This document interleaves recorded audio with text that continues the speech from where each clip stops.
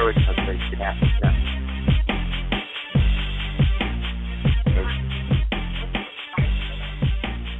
I'll tell you, it's going to usher in everybody else. Mass passes are going to come from that. Good job, Moisey. Hey, Super Heru family, how are you? I'm your toast. I'm your host up there, the Duke of Tears, and I'm here with my co-host, Selena, the Empress of 10,000 Years. Amor, Majestro. He says hi. Thank you guys for tuning in again. Today is very special for us because today is our 11th year anniversary, wedding anniversary. Yes, 11th year wedding anniversary, and I really want to give thanks and praise first to my queen's mother, you know what I mean, specifically for manifesting her at the time that she did to be the eternal queen that she is. And I definitely want to give shouts and praises to her because if it wasn't for her, we wouldn't be here, your mother. Then, that is Celia Frederick / Cordoba. I definitely want to give a shout and ashe and praise to her as she is now an ancestor and has been for a little while. Also, I want to give thanks and praise to her mother's mother in that way because she was very instrumental in creating such the beautiful woman that I'm with today. Also, give shout and praise to her for being not only a wonderful woman and a confidant and a very strong individual, but also a comrade in this thing. Because like I've said, and I will say it over and over again, when I was going down certain things with this whole thing and really trying to figure out this Moorish thing and really hollering at a lot of the certain so-called luminaries in the game or whatever, a lot of these dudes was not there.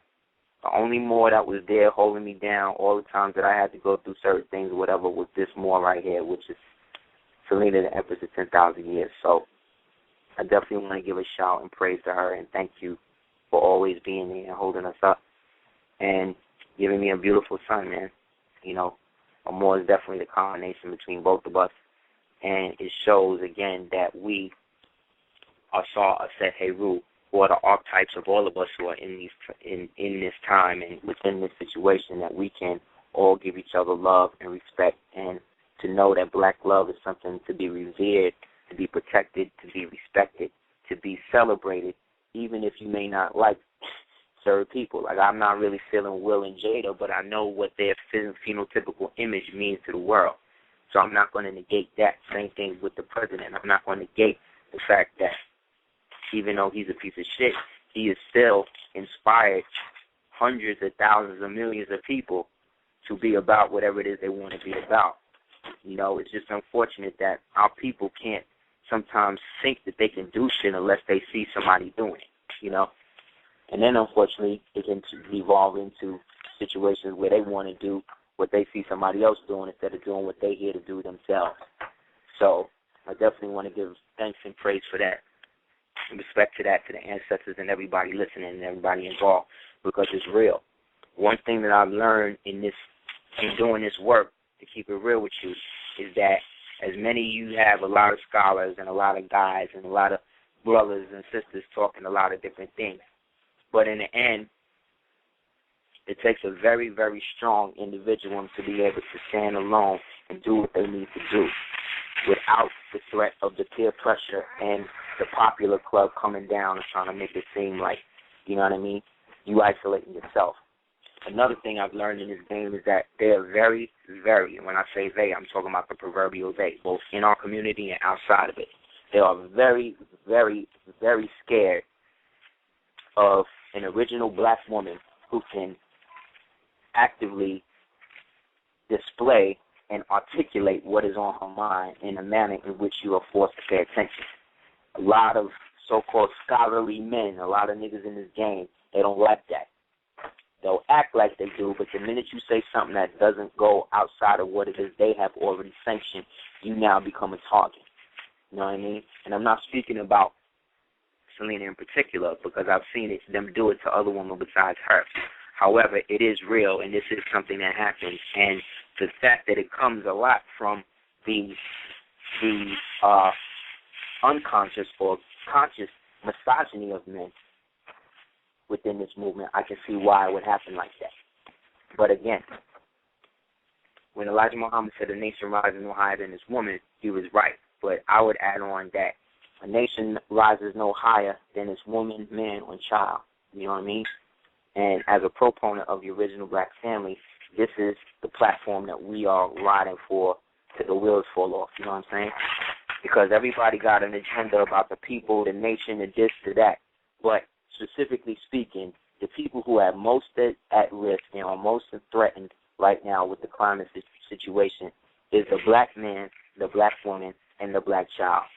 So more than, which again is the very first nation in this reality. So before we was calling ourselves whatever nationality or whatever we created, after we solidified what the power base was going to be, you got to understand that we were first a family. So in order for us to become a nation again, we have to start to look at things in the form of a family, not a village. You understand? That was a book and a concept created by Hillary Clinton. You know what I'm saying? After she had went under the tutelage and the healing of Empress Queen, Professor Queen Empress Nkweke, who was the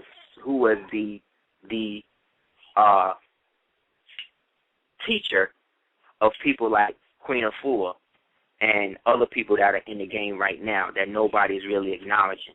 That's the other thing, man. We got to get to a point in which our elders, the ones who are revered, the ones who really do the work, get revered in their life. We cannot keep letting them wait till they die to be able to big up how great they were. It's not cool, man. This woman who is responsible for a lot of the so-called healing techniques and things like that have been practiced by Afua, that have been practiced by Samar, that has been practiced by a lot of people in the game that nobody's really, bigging her up. We're going to do that here. And we have to revere our elders and our scholars now because these white people, like I said, they lionize their writers. And their writers be kicking straight BS. You know what I'm saying? So specifically speaking, we're in a situation where, I just want to, let that known. Come on, be quiet.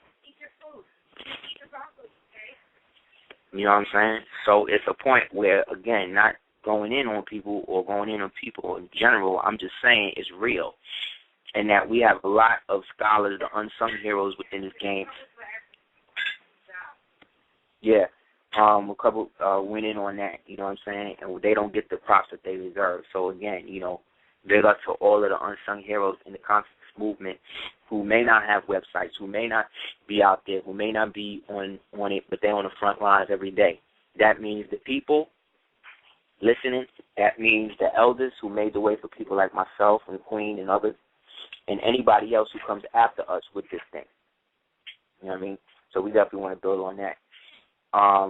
Somebody in the chat room asked about Steve Jobs. Steve Jobs. You know what I'm saying? And specifically speaking of him dying of the pancreatic cancer, which is not true. He died of HIV. Don't believe me? They got the medical report printed on Media Takeout, which, again, I found out based on the server goes all the way back to a dummy company, which is getting their financing. A lot of these so-called social media sites get their financing and their servers on the same tip. So a lot of them get funded by the same people.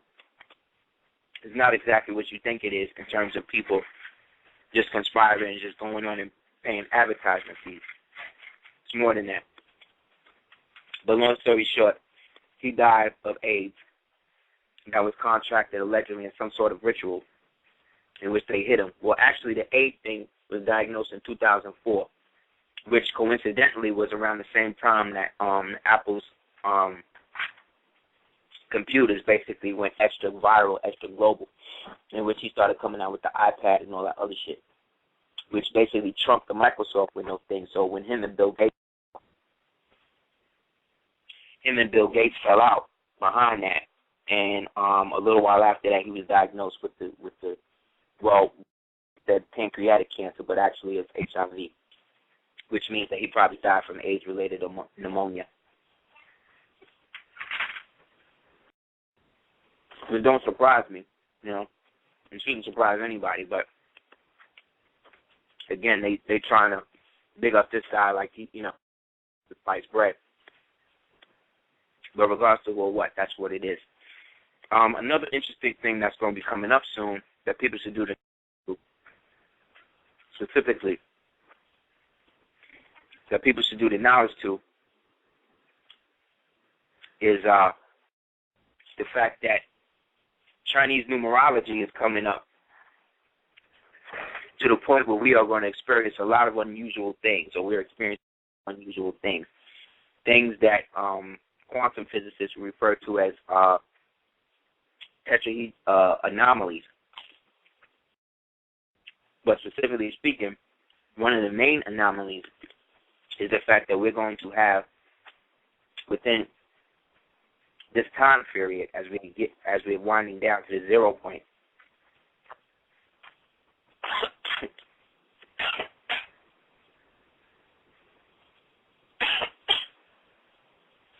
excuse me, the wasabi's hot.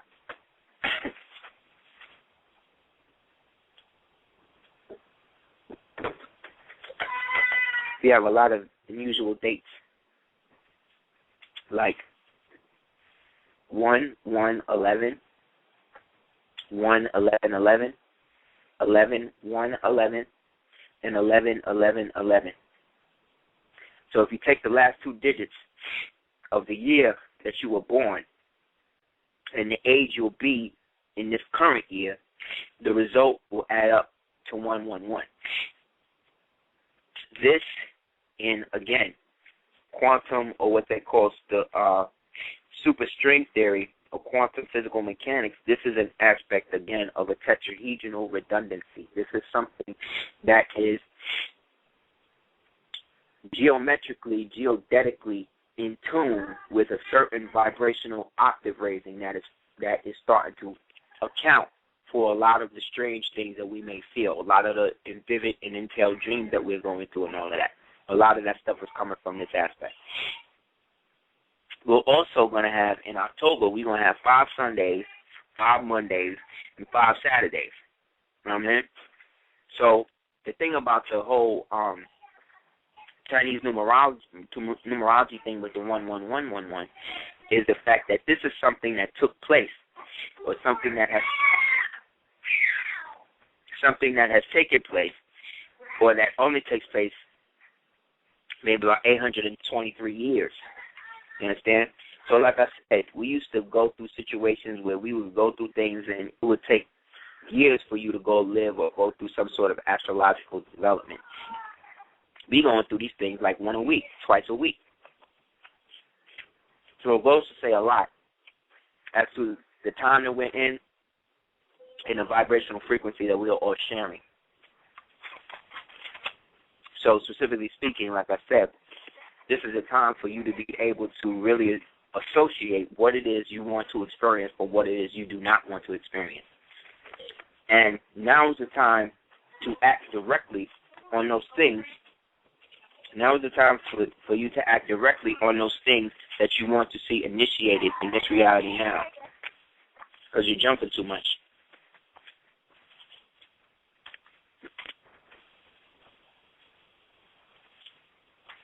Sorry, guys. So specifically speaking, this is what's going on. The fact that, again, at 2011, we're celebrating our 11th anniversary. Like, all of these things lead to us being able to unlock different aspects of ourselves within this time. And so long as we don't try to impede on the life's blood of other beings, we will be able to hear and entrain that energy that is here specifically for us. You know what I'm saying? So we already know, for instance, that Facebook is NSA, right? We already know, Google is NSA. Facebook is CIA. MySpace is FBI. What's the other? Napster became DOD. They have all of these different, each one of these social engines. Twitter, right? Twitter is, DOJ, Department of Justice. So each one of these social medias is hooked up with a governmental force.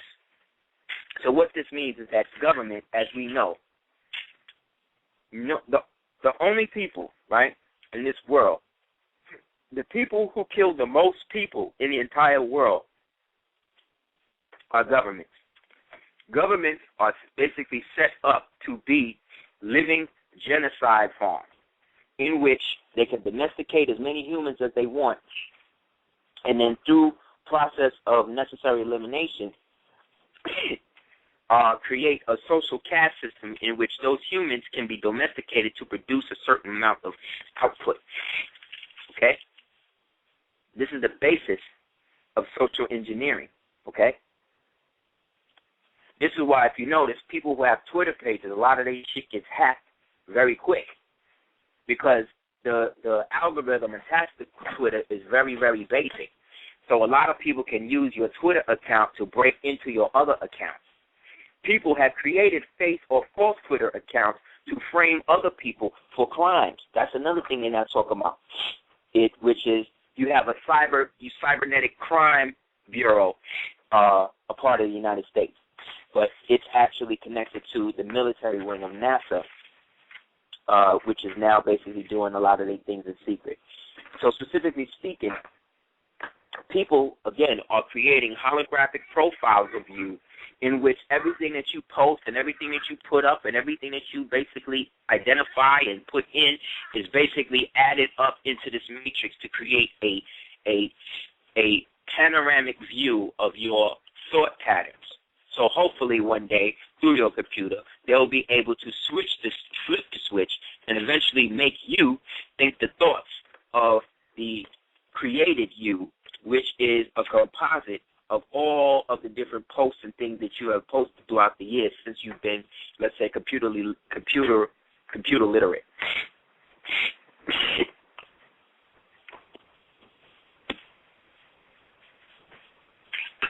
This is not science fiction.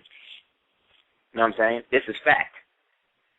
The whole, when we hear people talk about the operating system or the operating matrix of the physical reality itself, that boils down to a couple of, let's say, algorithms and stuff, that's really cool. And that's real. Yet, we have to do the knowledge as to the fact that if we are agreeing, then that we are all inside of a computer program, and the operating system of that program is functioning on a certain frequency, then that means that computer programs themselves are arbitrarily inhuman.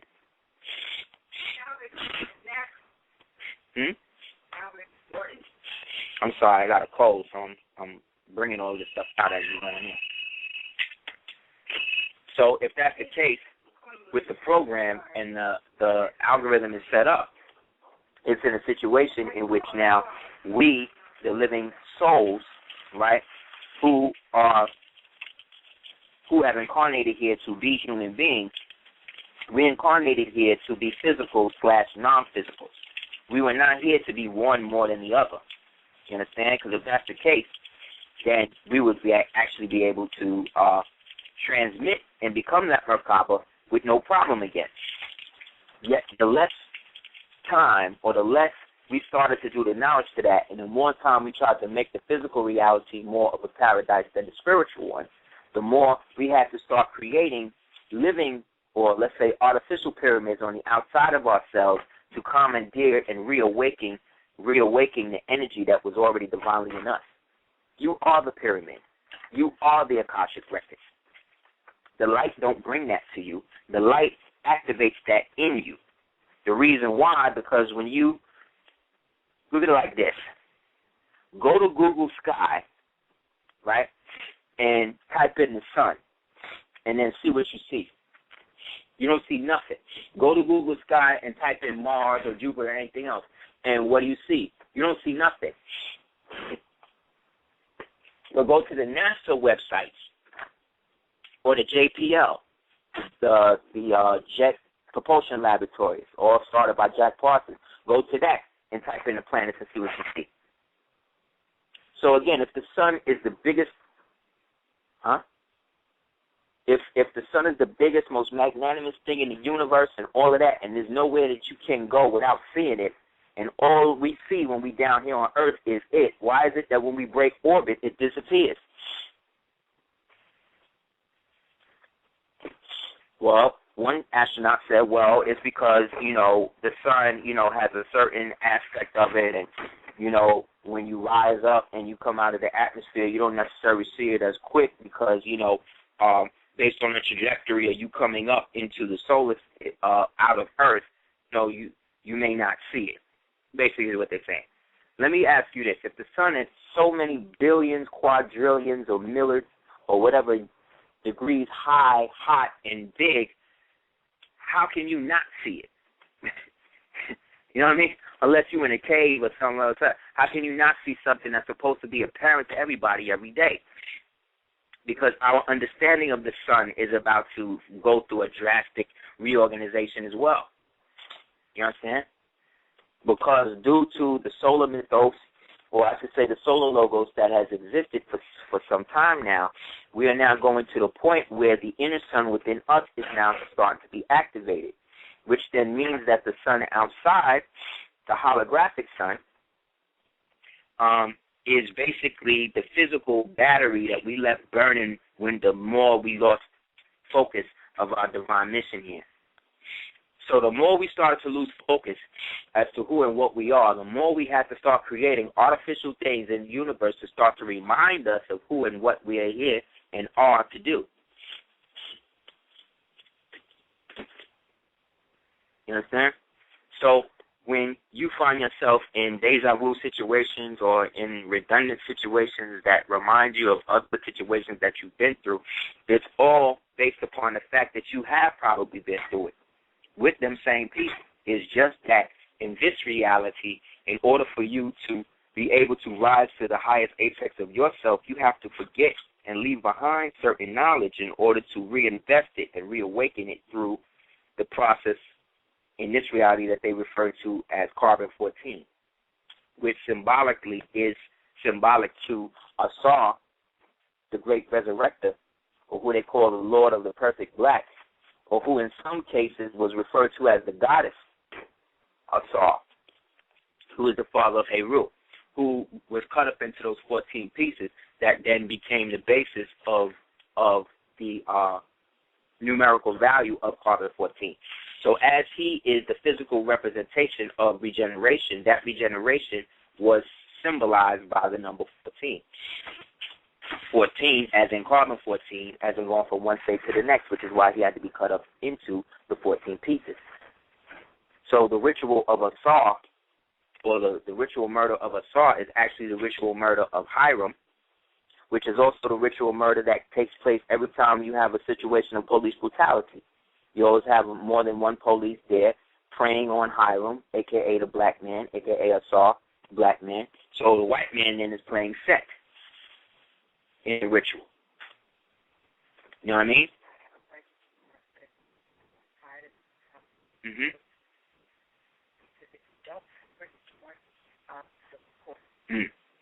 Okay. Yeah, I think we registered through them. But I can do it again. Never mind. I'll just wait to finish with you. Thank you.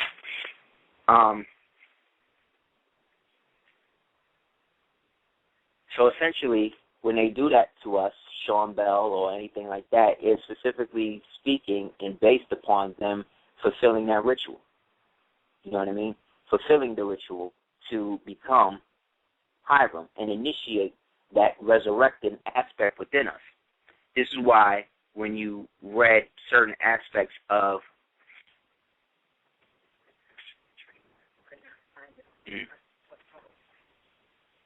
Okay, so then I gotta do it through register.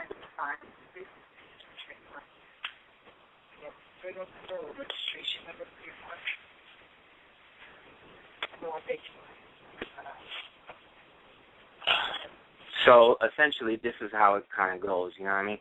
So when they do this to us, and they have those situations where they're beating up these black men and doing all the things that they're doing, this is all a means to an end. This is all a means to excite and create situations where the melanin is confined and has to find different ways of self-expression or living in order for it to manifest itself again.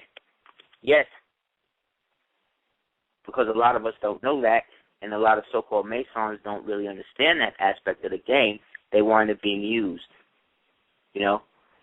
And here we are, I watched a movie last night called Contagion. And in this movie, it really shows you the connection between FEMA, the WHO, the CDC, that is based in Atlanta specifically, and and the pharmaceutical companies, and how all of these things basically work in tandem. So basically, every some odd years, they create a new virus to kill as many people as they can, then work on the reverse engineering of the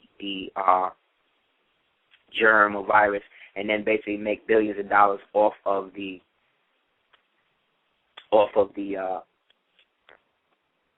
antidote. Vaccine, which is not necessarily an antidote.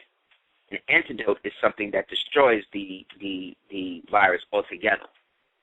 A vaccine is something that protects you, right? Or either protects you, hopefully, from getting it on one level, or allows the virus itself to become inert inside of you. So really, they don't really cure anything. There's never a cure for any of the diseases that they make. Case in point, they're moving Plum Island from where it is in New York all the way to the Midwest, to the breadbasket of the United States, meaning where all of the food and a lot of the barley and grain and all of that is distributed. They want to move the toxic gene lab where they test and create all of these viruses, S1, N1, all that other shit. They're moving it out there. So specifically, like I said, it's a whole nother thing going on with this thing, you know what I'm saying? That they're not really letting on to let people know that that's what it is. And unfortunately, we're at the stage now where we're passing the so-called tipping point where everybody is basically going to be held accountable for the things that they have subscribed their allegiance to be. So if you're not certain about a given circumstance or group or whatever, you need to find out as much about them as possible or dead the relationship altogether. Because, unfortunately, a lot of these situations are set up for us spiritual people to become dependent upon, again, the material aspect of reality defining us instead of us defining the material aspects of reality for ourselves.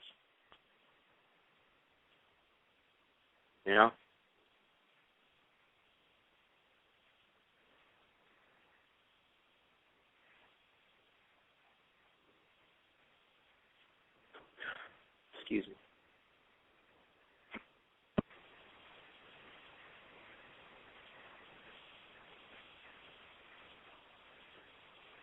Okay. Well, what we were going to do, being that it's a special day, we were going to get in some calls real quick. So I see some hands in the chat, so I'm just going to hit them and we'll go in right into that. Okay. Let's see. 678, you on Super Heru Radio? Anyone there? Hello? Peace. Hello, peace. Can you hear me? Peace, I can hear you, brother. Hey, how you doing, man? How you doing, King? Peace to you and your family, man. I love your show. Peace to you, my brother. Thank you, fam. Thanks for holding us down. Yeah, I sent a donation, too, so if you get it, probably be up on the Money Hustler Biz. Yeah, that's me. All right. Thank you, brother. Yeah, my name I appreciate the support. Yeah, no problem. I would, I can't support everybody, but I'll try to if I have it, you know what I'm saying? And you're probably like the only one. Just one piece one, Yeah. But you probably like the only one that I really had that real connection with. I appreciate that, guy. I really do, because I really work hard. And I listen to a lot of conscious people, and most of them, like you were saying before, I'm not surprised that y'all did have them incidents with them people, because I listen to a lot of them, and some of them, their character is different from what they talking, So Indeed so. And that's kind of why they're talking it, to kind of hide amongst those of us who are really about this, you know what I mean? And no matter how much, what I'm saying, no matter how much we want to have this all-inclusive, it's us together said, I'm really seeing that, it's some of us, more than everybody, Yeah. The question I had was, I was doing some research on my family history, my last name, family history, and I came across that most of my family they come from I want to say not England but Great Britain and whatnot.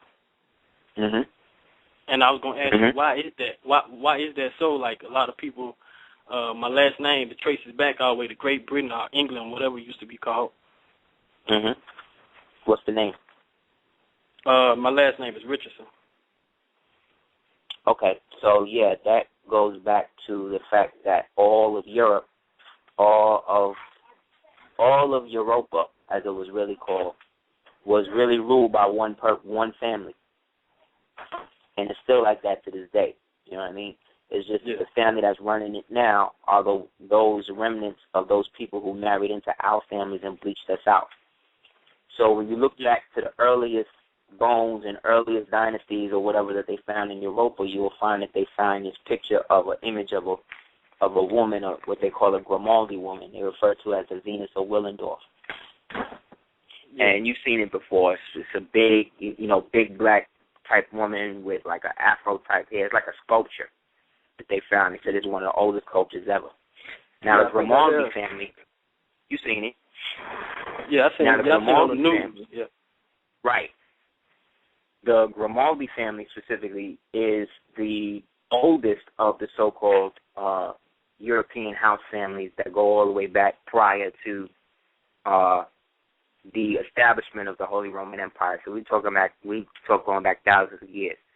So allegedly, she, this woman, what they're not telling us about her though is that she is, that image of her at least is the image of the Black Queen who was running that part of the world at that time.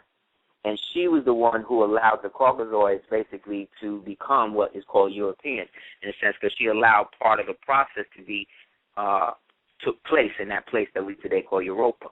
So to honor her, they named the continent of that place after her. You see? Yeah. So by the time, this is why when they found the so-called Venus Hottentot, they brought her right from, I think it was either in Benin they found her or Ghana. Wherever it was they found her and brought her right to Britain, right? Yeah. And in Britain, she lived there. They put her through rituals, right? Then after they killed her in one of the sex rituals or whatever, they cut up every part of her body. Every part of her body was dismembered, cut up, and then put on display in the Royal Museum. Yeah, I remember people talking about that. I remember people talking about that too. Yeah, that's the woman that was chopped. Okay, I remember that. That's actually Europa. That's actually the goddess or the Queen Europa that allowed that place to be set up for them to have some place to germinate at. And her descendants, let's say, or one of her descendants was this woman that they refer to as the Venus Hottentot. So when they brought her back to Europe, like I said, after all the dragons went and did all the sex rituals and shit with her, that's when they killed her, and that's when they cut her up and put, like I said, when I say every part of her body, I mean every part of her body. Like niggas was walking through the museum, you know what I'm saying, and walking into, like, looking at the inner walls of her vagina, but totally detached and cut from the inside of her body. Like, this is how they do black women. Yeah, you know? Wow, yeah. And case in point, one of the pygmies, one of the Twa people, right, you could research this too, was that the Bronx Museum, one of the first exhibits they had was called Monkey Man, in which they kidnapped a Twa, an original Twa person, descended from the same people that's building them giant high-rises and shit in Dubai right now. They bagged up the homie and then put him in a cage as the launch attraction for the Bronx Zoo, in which it was a black man, and they put him in the monkey cage because he was not even a midget, he was a Twa, you know what I mean? and they was feeding him bananas and literally treating this black man like an ape. But it turns out he was actually a prince of the nation that he was stolen from. You know what I'm saying? So he would be like King Kong then, huh? Yes. This was the basis, again, of King Kong. Only the difference is he was a midget. You know, he was short. Yeah. He was short. Kong was big. Yeah.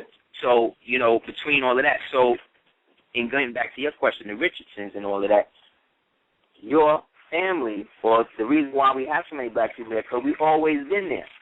The latest people to come on that scene was the Anglo people, the white people. You see what I'm saying? Because they were brought there. But look, also on my father's side, his last name Seawood, and they Anglo-Saxons. I traced that too. They Anglo-Saxons. Their name is what?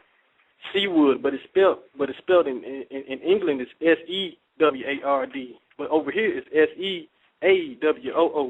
Seawood. Ah, I see what you're saying. Yeah. That's because, again, these Anglo-Saxon people married into the families of the nobles of the Holy Roman Empire, the Black Bavarian Holy Roman Empire, that after the 16 to late 1700s was bleached out and became what we know it today. So when you look at all of these old coats of arms from England and all that, you'll see that all of these guys all have your names. So when they talk about us adopting slave names, that's a lie too. Yeah, I knew that was a lie. A lot of those English names and all of that shit was the names of those Moors and those original black people that was already calling themselves that, because that was their customary names. You know what I mean? So it wasn't until the whole Willie Lynch thing was given to us over here that we had to, let's say, think about those names belonging to Caucasian people. Yeah. Yeah, but the way I knew it was a lie because I cling to my name so good, you know what I'm saying? I'm real serious about my name, so I never felt like I was a slave or nothing like that. Exactly. So that's how I knew it was a lie. Because most of us wasn't.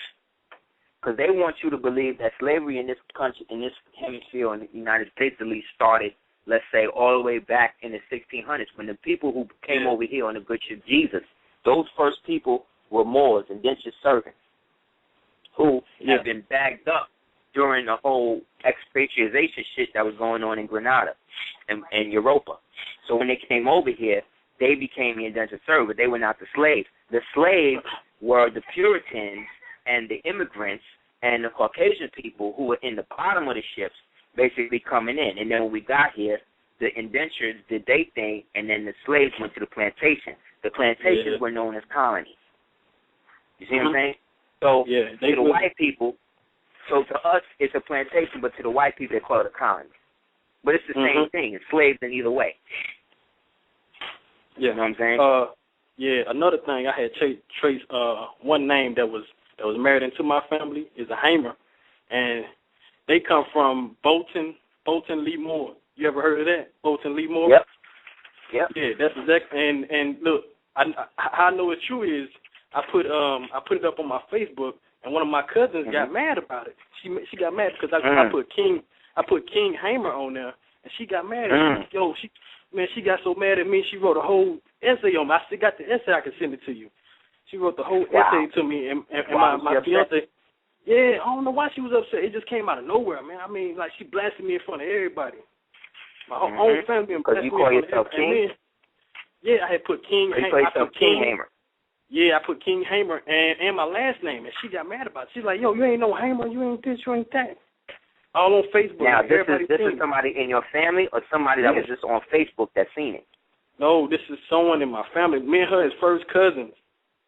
Oh, see? Me and her is first cousins. Well, again, bro, when you go back to how the family was prior to them adopting the fake slave myth, you become a problem for those in the family who don't want to deal or even believe that they come from that. Because, see, when you know that you come from a certain degree of greatness, there's something in you that comes online that wants to be great.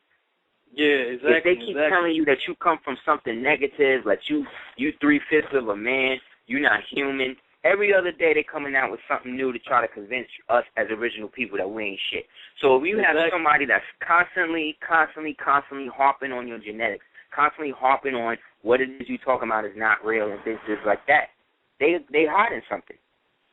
Yeah, but like the only reason why we be on this show talking about this cracker, this devil and shit, is because he created a world in which our people have believed everything negative about ourselves, but then when we start saying some real shit about ourselves, they don't want to believe us. You put King Hammer on the thing, your first cousin, instead of bigging you up, like, oh, word, well, how'd you come to that or whatever, she hating on you because there's a part of her, you see what I'm saying, or a part of the family that may not want to deal with that.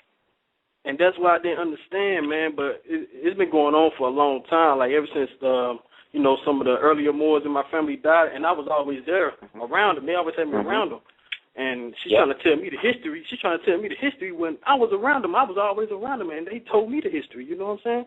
And I don't know what it is. For some reason, she just got mad about it, man. I don't want to. It just came out of nowhere. Like, it caught me off guard because me and her is close. It caught me off guard. Right. I'm like, yo, I can't believe why she mad at me. I don't understand that. Well, and this happened around the same time that Troy Davis died, and I was mad. I was upset about it. And I put it on Facebook. It happened around the same time Troy Davis died, and she the next day she wrote an essay. Dude, I'm talking about, like, the thing was so long on Facebook I had to delete it, but I still got messages that she sent me. Maybe she was basically trying to show. You don't know. You don't know what agreements that she's made. You don't know who she, reports. Like, you don't know. That's the other thing about our families. We don't really know what a lot of our family members and shit really do. Just to keep it real. Like, you could, remember, like, on Martin, they would have Tommy and nobody know what Tommy did? But Tommy always had money. Tommy always had money. There's a lot of us in the community that's like that. And not everybody that's getting that money is getting it from the right sources. You have people who have been in situations where they've been locked up and now they are straight up paid informants. You know what I'm saying? I'm not saying that your cousin is that. I'm just saying that we never know who is bound by what oath. You don't know. Yeah, she probably is, man. My whole family just disrupted, you know what I'm saying? Mason, all that shit is there to impede us original, unfettered, unconnected, unsolicited Moors who have not necessarily gone through the trauma of trying to maintain a setting or heirs to be accepted by other Moors, when really we are all newborns in this. Yeah, I'm even talking about the elders too. The elders too, son. They newborns in this shit too, man. Yeah. You know what I mean? Unless you was Noble Jew Ali. You can't tell me that you know everything about Moorish science. There's no way you can do that. Because when I speak to elders, I be asking them basic shit, and they not telling me nothing. So either they got the secret held up through some type of oath or some shit, or they don't know, and they don't want to tell me. You know? But when I asked them, well, how is it that Noble Jew Ali could do everything that he did, and he didn't really use no paperwork? It's like silence. It's like pin drop. Like, what's up with that? Yeah, and I remember that cat because I remember one of my because a lot of my people from Chicago, I remember they had him on the wall. Noble Jew Ali, they had him on the wall, and the temple, the Moorish temple. That's how I know that I'm made to be connected to this, because the Moorish temple is in Chicago, and I was 5 years old. Yeah, and I was 5 years old when I was up there in Chicago, and they had a picture of Noble Jew Ali. I was like, oh my God, I remember this picture from when I was little. Yo, son. You know how ill it is? Let me show you how ill it is. One time in New York, I had given a lecture or whatever, and then after the lecture, we had left. Me and the Queen was bouncing. There was some Caucasian dude who saw me on the train, you know. So he was talking to me about, so he, I guess, remembered me from YouTube, and then started talking to me and shit. And started talking to me about his family and all this, about how he was a little kid. There was a room in his family in the attic he couldn't go into, and when he finally went up there, they had jars, and in the jars they had body parts, pieces of niggas that they had cut up and shit back in the days, you know. Damn. So then, when I was getting ready to bounce, right, I was like, well, you know, it's really good. So he was like, well, what he should do? He never felt right about it. I said, well, what you need to do is commit them bones and call some original people to come and get them bones out your house, and you need to do some type of atonement or some shit for your family line, because the way the white people work is that they don't give a fuck if they put the curse on you. So long as they could live okay, they don't care. So it's on you now, homie. I said, and for you to see me on YouTube and reveal this to me, you know what I mean? kind of lets me know something about myself, because there's not too many, like certain black people, you couldn't talk to them about that type of shit. No. Certain black people, you know what I mean? They'll spaz on you and just go all ham, you know, which they would be right. They would be right to a degree. Yeah. So, long story short now, show you how ill it is, how ill these crackers are, how they play both sides of the fence. I'm building with the nigga. The next thing I know, I had on this rosary that I made that had Noble Drew Ali's picture on it, right? Yeah. He looked at the shit. He kind of glanced at it. He was like, "Yo, that picture. Who is this guy?" I said, "You seen it before?" He said, "Yeah." He said, "My grandfather, the same one that he was telling me his great-great-grandfather." He said, "My great-great-grandfather, the same one who basically was on the whole, you know, cut niggas up shit or whatever." He said, "Yo, he got an oil painting. He got an oil painting that I grew up looking at every day for 18 years of my life in their mansion in the Hamptons. Oil painting of Noble Drew Ali that always sat in the dining room." Yeah. What this white boy got a picture of Noble Drew Ali, the oil painting of him? Because they but know. Then at the same time, you got bones, right? You got bones and pieces of black people in your shit. But this is what I mean. Our people. Yeah. Go ahead. It goes to show that the Moors, they was more respected than the ones who wanted to became slaves and lost their dignity. That's what it shows. Yes, and it's still like that to this day. Yeah, exactly. White people respect you when you don't when you don't give a damn about them, and when you're not trying to be down with their society. They respect that. That's true.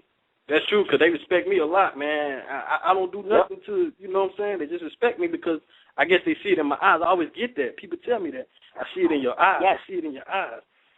I see it in your eyes because I know. Because they can tell. They can look at you and tell, oh, he got knowledge of himself. I ain't too much control I can have over this nigga. So either I'm going to let him do his thing or I'm going to try to frame him on some other shit. You know what I'm saying? I never had any problem with white people trying to play me, man. I never had that. It's always your own people. I never understand that. It's always your own people trying to play you, man. There's a contingent amongst black people who feel like if you say shit like that, like something wrong with you. Like you doing something to turn these black people savage. Yeah. You ain't doing that. You ain't doing nothing. People choose to be what they want to be. You choose to be exactly what you are, and you always got the choice. I was watching this movie the other night, The Girl with the Dragon Tattoo. This shit is a trilogy. It's based on these books. And this shit is basically about the Nazis who got out a paperclip and came and basically became serial killers in Sweden and was killing all of these people and basically tried to railroad this little girl because her father was a paperclip Nazi Russian defector who didn't want to, who was basically raping and killing her mother. So she wanted to set the nigga on fire. So from that point on, all of the Masons in the government, to hide this piece of crap, basically turned her into a mind-controlled multiple. Yeah. And she basically did everything she could basically to reveal the shit.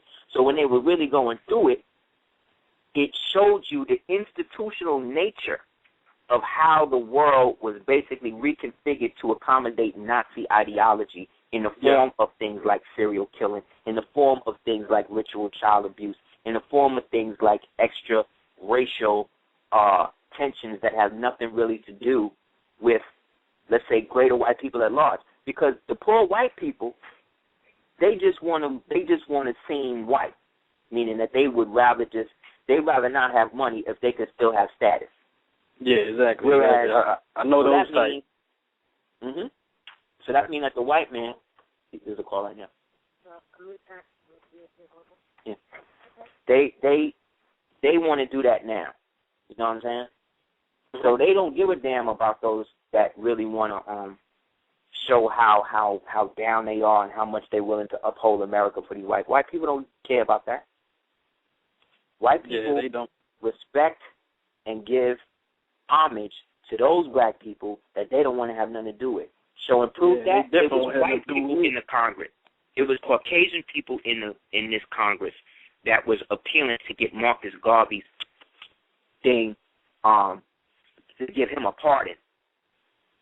It was the black man who shut that down. The so-called president shut that down, son. Yeah. It wasn't them. The white people bring it up, and the black man shut it down. So this way, when the white people say, see, we was going to do something for you, but this nigga shut y'all down. You see? I'm not surprised. That's what they going to do. Yeah. When the shit go down, the white man going to be the one like, oh, it's all of these boule dudes that's putting you up. It wasn't us. You know, while we focusing on them, they're going to try to make a getaway. Mhm. I'm not surprised by what Obama does, because I said in 08 that I was like, yo, man, I was telling the dude, because I'm in the military. I was in the military. I was telling this dude in the military. I was like, yo, there's something about Obama, man, I don't trust. But I said this in 08, and I still voted. And I still voted for him just because, you know, the history and whatnot. But I still voted for him. I was like, yo, I felt that's what I'm saying. You could put aside your personal shit to get involved with the symbolism. Yeah, but it didn't change the fact that you peeped game on this nigga early. So, of course, I'm going to support a black man becoming president, regardless of what color they are. Regardless of what their politics are. But I don't expect them to do nothing. Yeah, and that was my first time voting, though. But I already knew the situation, man. I can peep game from a mile away, man. I already knew the situation, but I still did it anyway. Not only that, because I was pressured by my own people, too, you know what I'm saying? Pressured me to vote. Even though, and it was my first vote. Like, I never voted since I was 18. Like, I signed up for it, but I never voted. So the first and last time you did it was for this nigga. Yeah. That's great. I know that's on point. Yeah. I'm still on point with it, though. Yeah. It's not your fault he don't deserve the support. Yeah. It's all good. I'm not sweating it. We're not sweating it, though. We know the truth already. Exactly. And I don't expect myth to come out of stone, man. You know what I'm saying? So I don't expect this to. I never expected this guy. That's why prior to him coming in, we did the whole occult history of Obama and all that stuff before he got in there. So once he got in there and he started doing this shit, people already know. So we got a lot of hate people talking about, oh, you just don't want to see niggas come up and all this other shit. And that has nothing to do with it. That Future X book, I seen that when I was in 8th grade, man. But I never liked reading books, so I never picked it up. Mhm. Of course, they turn us off from reading. Yeah.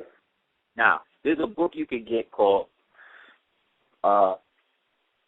Nature Knows No Color Line by J.A. Rogers. Yeah. And in that, it has pictures of the crests from a lot of families. There's a book you could get called Burke's Peerage that will have a lot of the list. There's also a website for a place in Britain called the College of Arms.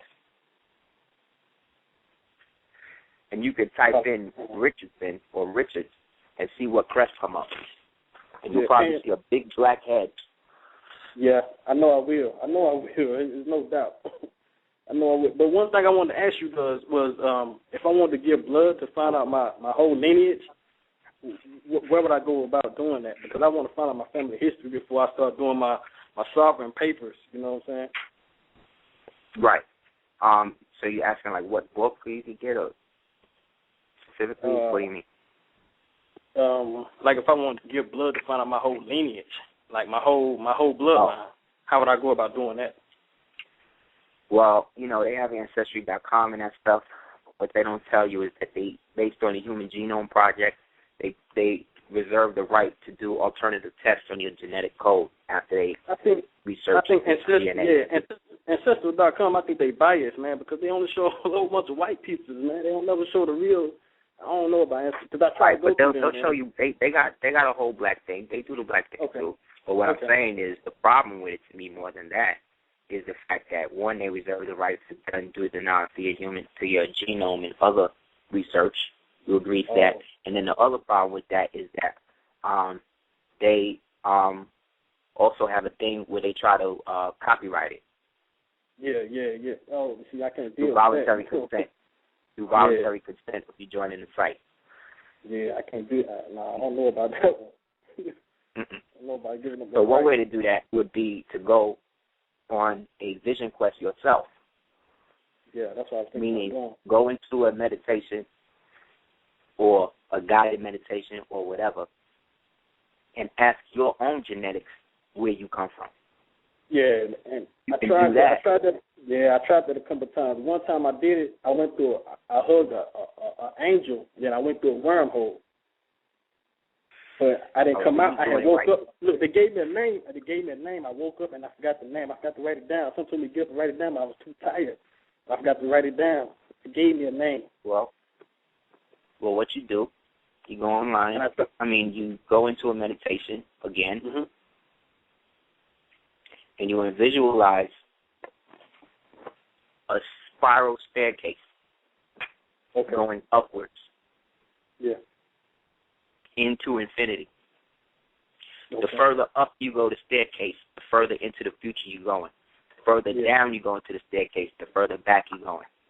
In the past. I've been in the past a couple of times, yeah. Right, but you're going into your genetic code now. So your genetic code will unlock certain things for you. So what you do is, in your right hand, and visualize a violet pi symbol. Know the symbol for pi? Yeah. And if you go up or go down, whatever the genetic thing you want to know, you basically look at the pi symbol and program it with that intent. So let's say you go down a couple of stairs or whatever, and then you stop and you probably see doors. It'll either be like doors or a big picture frame or something that represents walking into an aspect of yourself, meaning crossing a threshold. So once you get to that point, you use the key, the pi symbol as the key to unlock the door. You go in and watch and look at whatever is there, whatever is existing in that way. Then when you're done, you go back out the door, close it behind you, and then seal it with the key, and then go back up or down to the point that you came in, and then come out of the meditation. Okay. That's what's up. Okay. Then write down or draw. It might be better if you draw it. Write down or draw whatever comes out. The sessions that I've done with people in this technique has been very successful. Only thing is, when you start the meditation, use the color frequency to guide you into it. So you start off in jet black. We can do this because we black. Start off in utter blackness, and then from the black, bring that into like a dark brown, and then a lighter brown, and then into like a red, and then maybe from a red into a green, and then from the green into a royal blue. Once you get into the royal blue part, you're going to be in the pineal gland. Royal blue is the color associated with pineal organ function. Okay. And then in the process, after you do the meditation, you do the same thing to bring yourself out. Okay. You should be good. All right. One more thing before I get off the phone, because I don't know if too many people know this. The Wale, he got an album coming out, 11/1/11, and it's called Ambition. And I did the knowledge to him today, and he's from Yoruba, Australia, Yoruba. Yeah, he's Yoruba. Yeah, he's Yoruba. From Nigeria. Yeah, I didn't even know that. So I'm like, yo, why he got an album come out on that date? I said, he must know something. So I did the knowledge to him. I'm like, yo, okay. I know one. Yeah. But he may not know. The people in charge of the record schedule. That's what I was trying to say. Yeah. You know what I mean? They got him coming out on that date. But they know his knowledge. They know his ancestry. Right. So that's what I was trying to say. Exactly. And then A, ambition start with A, and A is 1. Oh, also, his name, Wale, means mark on the skin. And guess what? Your boy Rick Ross got the tattoo ambition on his skin. Wow. So I found that kind of funny. Wow. I found that funny. They ritualizing it. They going all the way in. Yeah. Because your boy Rose is a channeler. He channels everybody. Yeah. That's why every time you do a rap, you talking about somebody else and talking about how he's them. That's why people say he got identity crisis, but all he's doing is taking the all he's doing is taking the energy and just using it. Other people's success to get on. Yeah, exactly. Thank you for that, brother. Thank you for calling. Yeah, also the upside down map that you was talking about, I found it. Yes, sir. You found one? Yeah, I found one. The map that you was talking about, I understand why England and I found one. It was upside down, but it looks like it's right though. Yes, because it's upside down, but they wrote it right. But the text is right side up. Yeah. Because that's how the maps used to appear. That's how we used to do them up until they flipped the southern jurisdiction. Yeah, the other way. Yeah. Our masonry is in southern jurisdiction and northern jurisdiction. Yeah, but that map that I seen, man, it looked so like you'd be like, damn, this is exactly how it's supposed to look like. This is when you see, like, damn. I'm gonna post it up on Facebook. I also did the Ellen thing with Busta Rhymes, because he came out with an album in '99 called ELE, and then 9 Inch Nails. He did a song with 9 Inch Nails. Yeah, with Trent Reznor. I remember that album. Yeah, all of his albums leading up to that was leading up to apocalypse shit. I had put that on your Facebook page, so you would see that up there. I had put the Ellen thing up there. Yeah, I put that up there. Thank you, my brother. All right, man. Peace, man. Thank you for all the information that you gave me, man. I ain't trying to hold up too much time, but thank you, though. Thank you, King. Thank you for the support. Blessings to your family. No problem, man. Peace.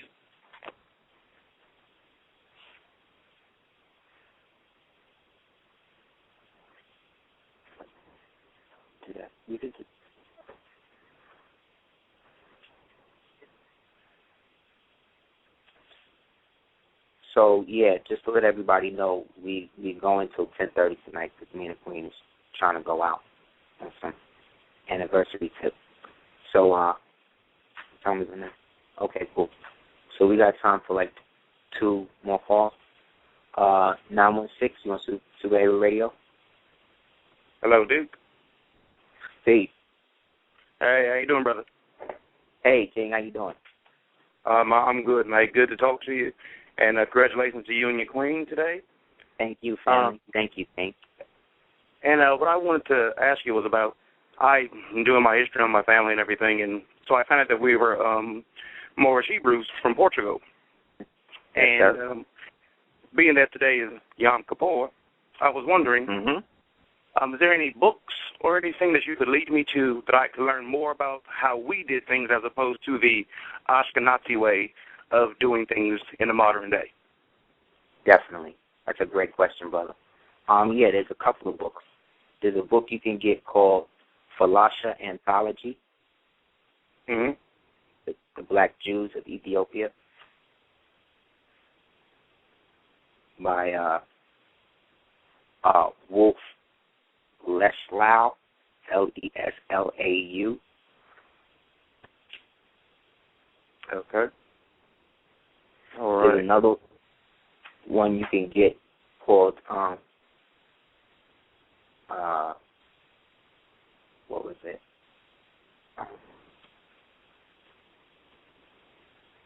Well, you can get the 13th Tribe by Kostler to see how they flipped it. Right. Right? That's a good one. Then you can get Sex and Race, Volume 2. I would say get 1, 2, and 3, but Volume 2 specifically, because it gets into the Portuguese Hebrews and the Portuguese nobility, specifically the Braganza family, and a couple others. That's J.A. Rogers. That's Sex and Race, Volume 1, 2, and 3. Right. Another one you can get is the story of what's his name? You can research a guy named Hyam, Hyam Solomon. Okay. Yes, I've heard of that name. Oh, yeah. Thank you, brother. Also, yeah, he was the Moor who funded the Confederacy. Right. He's why they have the 6-pointed star on the dollar. Okay. There's another one you can get called When Nations Gather by Sultan Abdul Latif. Okay. As well as The History of Edom and Khazaria by Melchizedek Levi. Wait. Melchizedek Lewis. Okay. Wonderful. Oh, man, thank you very much. Thank you very much. Thank you for doing the knowledge. Oh, yeah, man, I've been trying to, tell my people, because we're, from Cape Verde, and we're from Portugal. I've been, doing research on my family, and, it's, all right there in my face, and they have all these names back there, but they don't do the research to, correlate it. So, because they are under the assumption, Native people, we're under the assumption that we took on their culture, that their culture was forced on us. When there's an aspect of that that's true, but what we're really saying is their culture, our culture, was the dominant.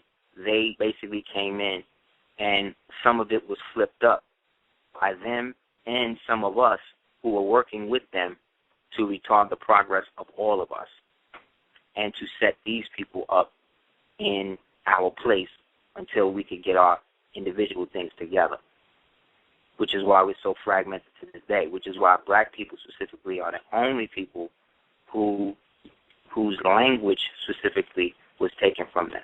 Of all the nations and tribes in Africa, the British was different. The British would go in and they would learn everybody's language, learn the culture, and then basically try to claim superiority of the God as the culture.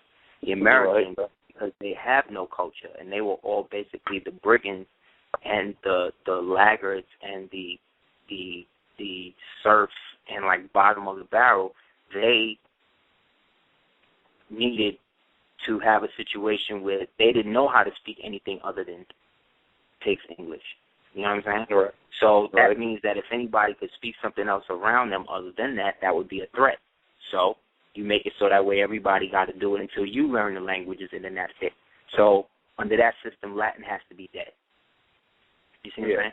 But Latin is a language, one of the languages that of the Holy Roman Empire, which again is black. But because we believe, again, the so-called Portuguese were white, and the Italians and the Spanish were white, and the British were white at the time when they was dying from the bubonic plague and couldn't read and couldn't write and lived in a barn with animals, we believe these people were able to dominate us.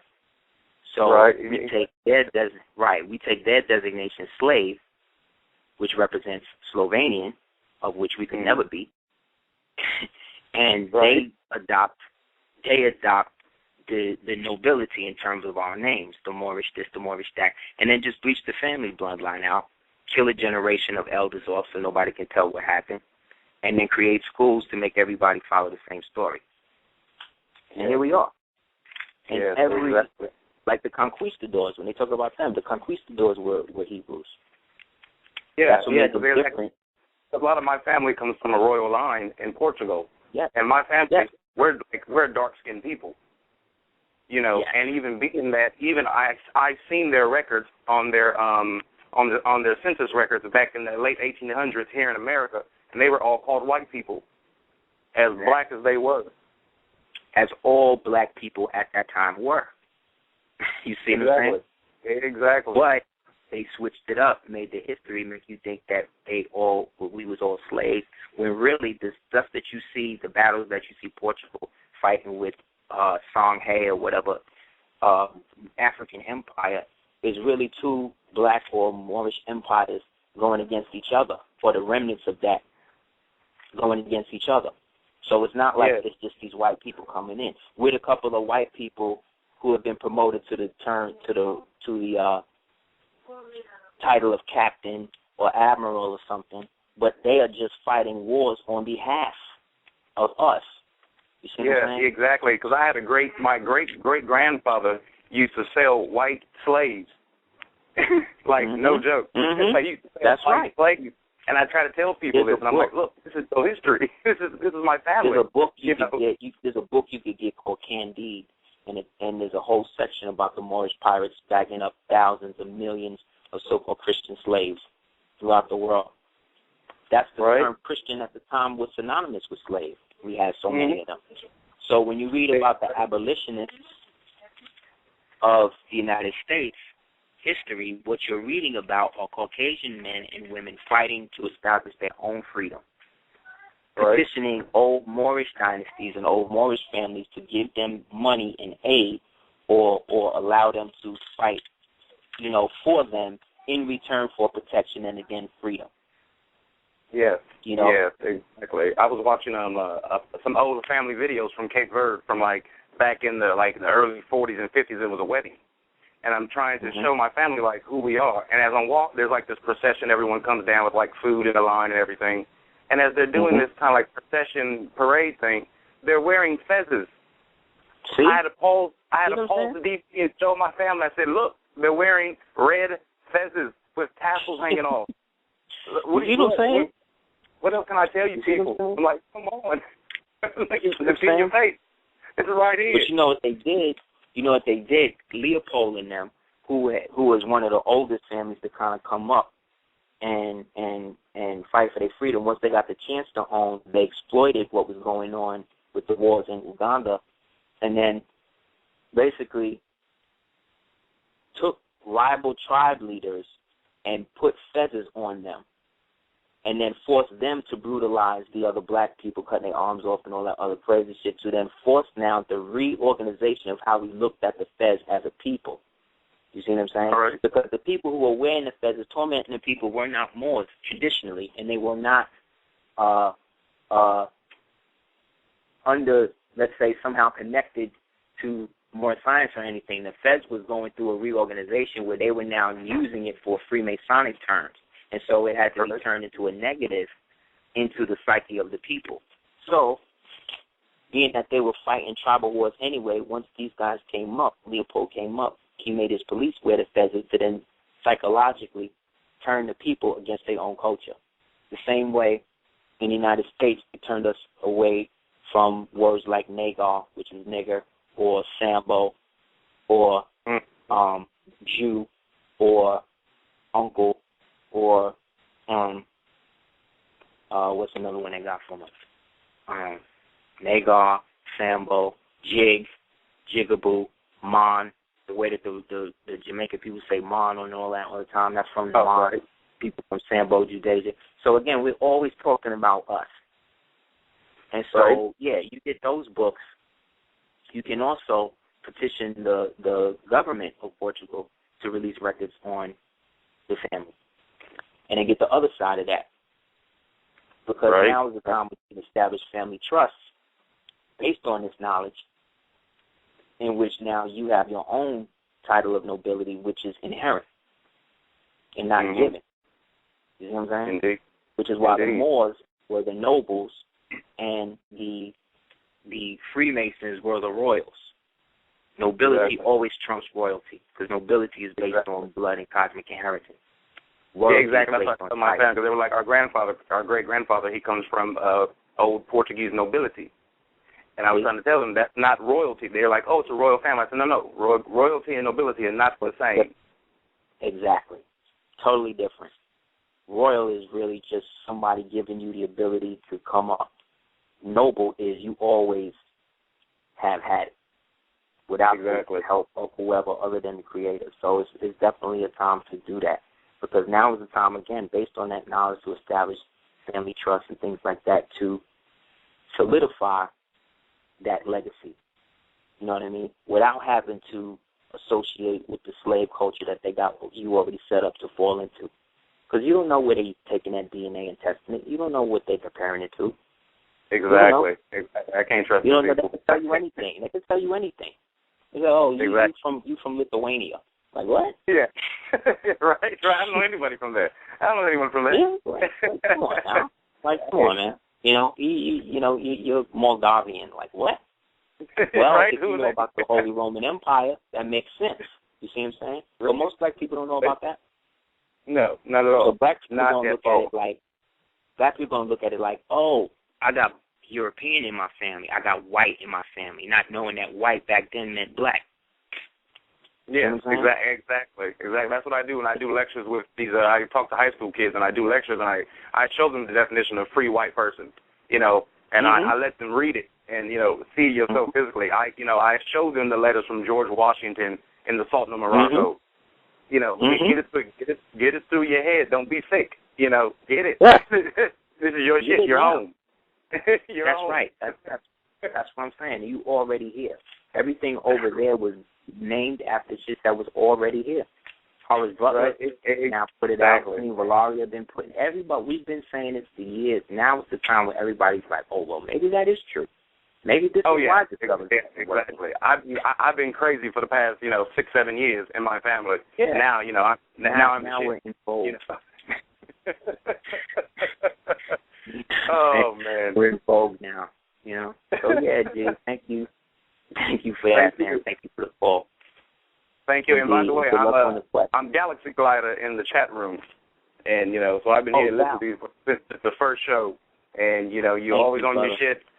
Your facts are always on. Your information is always on. I always check everything you say because I got to make the information my own, and it's always on point. Always on point. I'm so glad you do, brother, because you see it for yourself, and therefore we all reflections of each other as opposed to one of us doing it more than somebody. You know what I mean? So I appreciate that, bro. Indeed. And peace to you, your queen, your son. I hope you guys have a good night. Have fun. And you too. And talk again. Indeed. All right. Peace.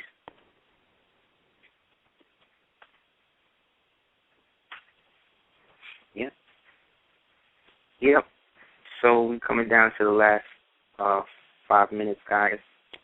I want to appreciate everybody again coming through, holding us down. You want to say anything? Hold on. I just wanted to thank everyone for coming through all the time and just for being in our lives in more ways than one. And, even for this evening, Aseer doesn't want to get off the radio. He's hysterical. He's like, no, I can do it. And I said, no, baby, you can. And he said, no, you're right, we can get off. But it's nice to know when we can, be able to get off. It's crazy, our lives sometimes. I just told him we have to have a day where we try not to work at all. But what's been great is seeing how much energy we've attracted in terms of people and friends and family, and it's real humbling right now in my life because you don't expect to meet so many amazing people that you haven't seen by face yet, but you feel like you have such a connection to, and you think about, and it's really weird because my dreams have been very colorful, and it's almost like I know all of you people that I've met through our chat room and through this viral space. It's very interesting that I feel like I know all of you, but really I've created my own image of what each person must represent, because I talk to some people in dream space, and basically all I want to say is I really appreciate everybody coming through and recognizing, what it is we've been doing, which is really being consistent with something that isn't easy to do. So I just want to thank everybody. And, shout outs to all the families and all the mommies and all the daddies holding it down, even when it's tight and shit is annoying and you just never seem to find enough. I told the sheriff, it's really funny that people, not even people with money, but I'm really thinking of myself as a person with with wealth right now. And it's funny when you are forced to deal with your physical reality, even though you're in the spirit realm. I do want to put out there that all miracles are possible, and I'm looking to be a living example of one. So I really hope to get a large lump sum of cash so that we can move forward so much energy, because that is what money will do for me right now, is to move forward energy and to be able to create just things that take a little bit of cash so that we can all have, a consulate and shit to back us up and official stuff, which really is money. It's really all just money when I've done all the research. So I'm really praying for a nice lottery, something so that we can move this whole shit forward. Because it's time. I love y'all though, and thank you for letting us go early, and thank you for supporting. Please come on the show on Monday. Alexis, is it going to be this week? I don't even care. We cool with Alexis. Aseer wants to have a surprise show on Monday. She might not even be able to do it this Monday, but we've been talking about doing a show together. So you guys are going to really enjoy it, because listening to them vibe on the phone is almost selfish when you hear the amazingness that comes out. So, yeah, man, we'll put an ad up on Facebook for it though, if so. But yeah, Alexis, I think it's gonna be on the show on Monday. So, yeah, we're all shaking our heads. So hopefully, to out and for everyone. Peace. Yeah, guys. As the rain comes down outside, we're definitely gonna say peace. And anyone still interested in our Kachina prep class, please holler at us at houseofl@hotmail.com. It will definitely be something you will not forget, and it will be very informative, and we'll shed light on things that you already know into greater detail. For those people in the class, if you know anybody in class, they'll tell you. And inshallah, we'll get to do this again Monday with our special guest, Alexis K. Tyler, founder of Vagina Power, and helping black women see things about themselves that they may not be ready to see, as well as men. And as someone who sometimes can get knee-jerk reactions from people based upon things that are said, I can definitely see a lot of wisdom in, the delivery, as well as why we have to have so many different varying aspects of our consciousness displayed physically in our typical forms. So if we all look at each other as archetypical forms of information and power and celestial majesty, we'll appreciate what we say and what we tell each other more, and stop being in a situation where we have to go to outsiders for validation. So again, anybody wants to check out the Kachina Red and Blue Kachina Prep class, holler at us at houseofl@hotmail.com. It's HOUSEOFEL@hotmail.com, as well as www.aseertheducateers.com, and please check out www.sagarasad.com. And again, thank you, Selena, for being here with me today and for the past 11 years. Happy birthday, Pascal Beverly Randolph. His birthday's tomorrow. So definitely put out a thing of water for him or whatever, or a book with some water. Might give you some knowledge. So with that, we say peace.